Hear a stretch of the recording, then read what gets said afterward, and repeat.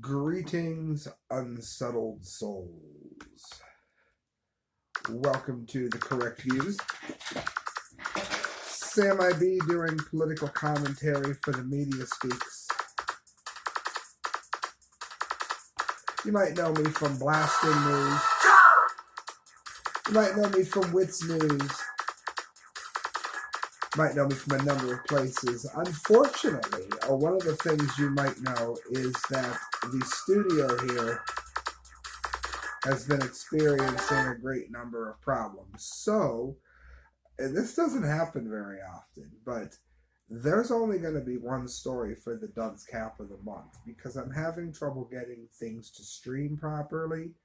And they got really bad news right before I went live, which I'm not going to allow to affect the show. But suffice to say, friends, if you say prayers, hello there, your friend of your kind host here could use them. It's been a crazy 2.5 years. All right. The winner of the Dunce Cap of the Month Award. So this never happened. We're going to go and just, where's my Dundee music? Alright. Never does the theme song go right into the Dundee, but I guess it has this time. Alright, friends. Denver Post columnist says he was fired for his belief that there are only two sexes. Refused to use only words mandated by the perpetually offended. Now, it's funny because I look back to the 90s and I was very much what I considered to be a liberal. I didn't think that gay people, and I still don't, by the way, think that gay people should be bashed or hurt or anything, denied, the right to leave someone something in their will. I don't, gay marriage, if the church doesn't mind it, then I don't care what the church does. If the church doesn't wish to marry them, then no church should have to marry anybody. So, I mean, I'm firm on that one. But pretty much whatever two consenting adults do is between them and God. Where I've sort of gotten away from a lot of this, however, is when we get into this. It starts now being sold and pushed onto children who are not showing signs of homosexuality. We're denying basic science at this point. XX, XY. It doesn't matter how many different ways you dress it up or name it, you're still going to be a man or a woman. Or as Michael Savage said, if a man cuts off his speckle, that doesn't mean that he is a woman. It means, in essence, that he is a mutilated man. Now, again, I don't care what someone wants to call themselves, but at the point where we start mandating what other people are allowed to say, then that becomes a huge problem, particularly when what they're stating is scientific fact. I understand you could have intersex, I guess it's like 1 to 2% of the people or something, but by and large, that's not what we're talking about here.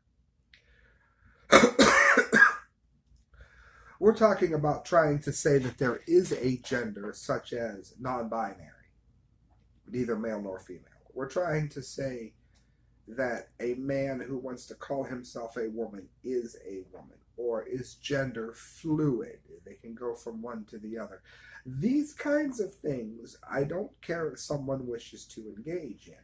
However, at the point where we start letting it get in the way of legitimate science, then what we're seeing is a step in the wrong direction, a de-evolution of the society, of the culture, and of basic common sense. This isn't about two consenting adults doing what they want in their bedroom. This is about a small group of people forcing their verbiage onto everyone else, forcing everyone to capitulate to their point of view, even when it can be disproven by science. So listen, here's the Dunce Cap of the Month award winner. It found here from Prison Planet, Paul Joseph Watson. The Denver Post's most read columnist says he was fired by the newspaper for his belief that there are only two sexes. In a Facebook post, John Caldera said that he was dismissed because his writing was too insensitive.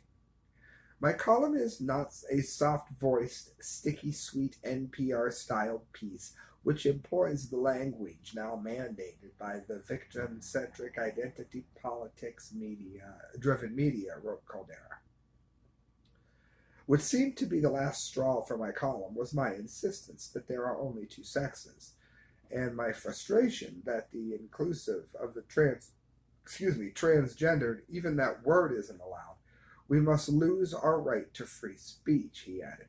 The columnist said that he refused to bend the knee to newspeak and declined to use only the words mandated by the perpetually offended, adding that conservatives are now mandated to use the language of their ideological opponents. And this is true. Imagine, I'd be just as against this. Imagine if the right was trying to say that a man could not call himself a woman. At that point, then I would be back to the stance that I've always had, I guess reiterating the stance that I still have, which is that that is wrong. However, when the left decides that they're going to do it to others, it is somehow considered right. So now a person who does not believe that a man can be a woman is forced to say it, forced to bend the knee to it. That is not liberty. Caldera said that he was in favor of gay marriage, had LGBT friends, and didn't care who used what bathroom. But that wasn't enough. Refusing to adopt the language of woke ideological stormtroopers who now patrol the boundaries of acceptable language is a cardinal sin worthy of cancellation.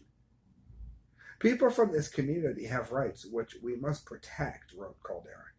But to force us to use inaccurate pronouns, to force us to teach our kids that there are more than two sexes, to call what is plainly a man in a dress, well, not a man in a dress, violates our right to free speech. Caldera concluded his Facebook post by asserting that this policing of language will lead to a repeat of the 2016 and Donald Trump's reelection. Thank you, media. Your tolerance created him, wrote Caldera. So again, he's not a right icon here. I think that's important to note here. He's not somebody on the right. Caldera's column revealed that he does not agree with the declaration by the Associated Press that biology be damned, sex and gender are not binary. Nor does he approve of a Colorado law requiring elementary school children to be indoctrinated with transgender dogma. We already covered about how straight kids were being forced to write gay love letters. No worries, the public is safe, he writes, and now that this thought criminal has been deplatformed, or comments on the Moon Battery blog, I should say. Quite what Caldera was still doing working within the mainstream media, given his belief in the virtue of free speech, is a mystery, given much of the media is now devoted to smearing and deplatforming those who exercise it. So here is the hat that I have made here. I have ordered a printer with the money that has been donated to the show. It just has not arrived yet. I was hoping that it would. I'm also having some trouble with the power source going into the computer. So I had to record this, and the computer keeps cutting off, so I couldn't do as many stories as I normally do. But I did want to make sure you got the Dunce Cap of the Month, since due to everything that's happened in the last almost 2.5 years, I still do 2 shows a month. All right, friends, this is the hat. Dunce. And here we have black isn't white, and somebody else freaking out. Listen to the hate.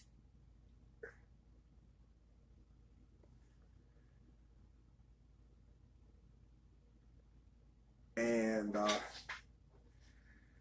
Here somebody is pointing at a chalkboard that says YX or XX. Science notices two genders in over 99.9% of people, which again is an exaggeration. It's 98. It is hateful to know science, and they're